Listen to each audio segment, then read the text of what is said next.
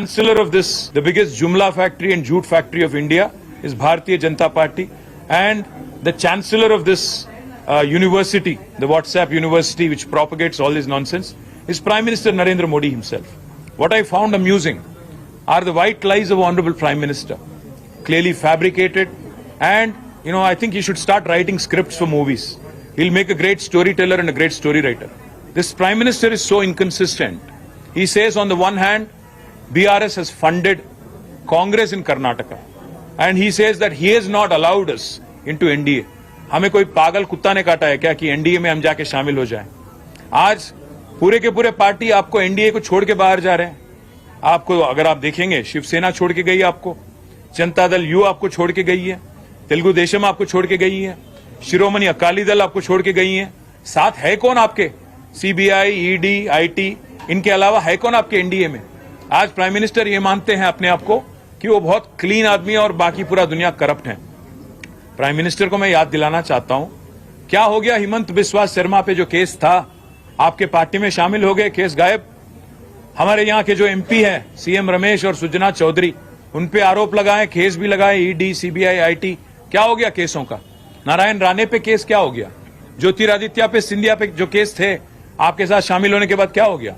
और आप जब बात करते हो प्राइम मिनिस्टर साहब कि फैमिली पॉलिटिक्स, डायनेस्टी, मैं आपसे पूछना चाहता हूं, है कौन अनुराग ठाकुर? धुमाल के बेटे नहीं है? ज्योतिरादित्य सिंधिया कौन है? माधवराव जी के बेटे नहीं है क्या? है कौन जय शाह? कोई क्रिकेटर है? कोई बहुत बड़े कोच हैं? कौन है जय शाह? क्या आपने उनको बीसीसीआई के जनरल सेक्रेटरी बना दिया? आप जब बात करते हो प्रधानमंत्री जी, सोच के संभल के करना, क्योंकि केसीआर फाइटर है, वो चीटर के साथ काम नहीं करते हैं। केसीआर जी कभी भी जिंदगी में आप जैसे लीडरों के साथ, आप जैसे पार्टियों के साथ कोई समझौता नहीं करेंगे।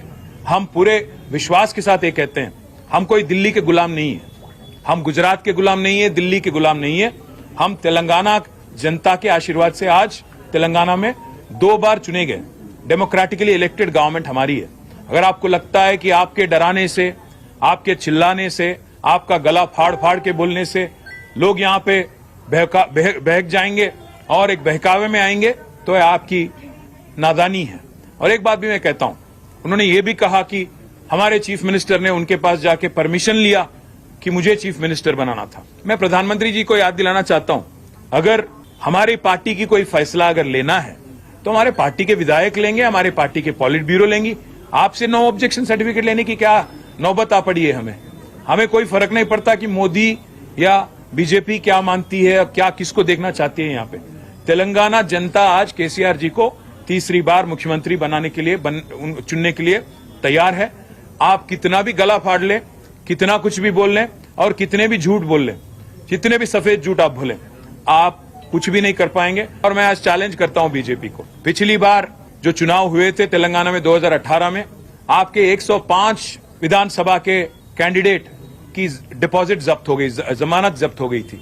मैं चैलेंज करता हूं, अगर दम है बीजेपी में, नड्डा में, अमित शाह में, नरेंद्र मोदी में और जितने भी और लीडर हैं, आइए, tourist sir welcome to Telangana, हमें कोई इतराज नहीं। आप आइए, गला फाड़ फाड़ के बोलिए, तेलंगाना जनता को समझाइए कि किया क्या आपने तेलंगाना के लिए पिछले 9 साल में, और कोई अगर वोट देना भी चाहे तो क्यों दें आपको। मैं चैलेंज करता हूं, पिछली बार 105 सीटों में आपकी जमानत जब्त हो गई थी, इस बार 110 सीटों में आपकी जमानत जब्त हो जाएगी और इस बार आपको एक भी एमपी आपको तेलंगाना से नहीं मिलेगा, क्योंकि आप इतने झूठ बोल चुके हो, इतने कारनामे कर चुके हो। और सबसे अहम बात ये पूछना चाहता हूं प्राइम मिनिस्टर, आप ये मानते हो अपने आप को कि आप बहुत ही साफ इंसान हो, बहुत ही करप्ट क्लीन इंसान हो, तो आप क्यों मुखर गए? जेपीसी अदानी के मामले में जेपीसी से क्यों डरते हो? अदानी के मामले में एक बार भी प्रेस के आगे आके क्यों नहीं बोलते हो? जब श्रीलंका की गवर्नमेंट ने खुद कहा कि वो दबाव में उनको लाया गया भारत सरकार की तरफ से, प्राइम मिनिस्टर मोदी ने खुद श्रीलंका प्रेसिडेंट को बोला कि आपको एक 6000 करोड़ वाला कॉन्ट्रैक्ट अदानी को देना है। क्यों आप आज तक नहीं क्लैरिफाई करते हो? क्यों आप बोलते नहीं हो? हर किसी को डरा के, धमका के जो काम चलाने की तरीका आपने सीखा है, मैं प्रधानमंत्री जी आपसे कहता हूं, ये तेलंगाना में ना चलेगी। आपकी जितने भी यहाँ पे साजिशें हैं, आपकी जितने भी यहाँ पे कोशिशें हैं, सारे के सारे नाकाम रहे। करीमनगर का वाहिद भरोसेमंद शोरूम आकार फर्नीचर्स। जी हां, आकार फर्नीचर्स। पहली ब्रांच रूबरू State Bank of India girls college road, Azmatpura, Karimnagar. दूसरी ब्रांच जदीद शोरूम निज असलमी मस्जिद, वाल्मीकि नगर, करीमनगर।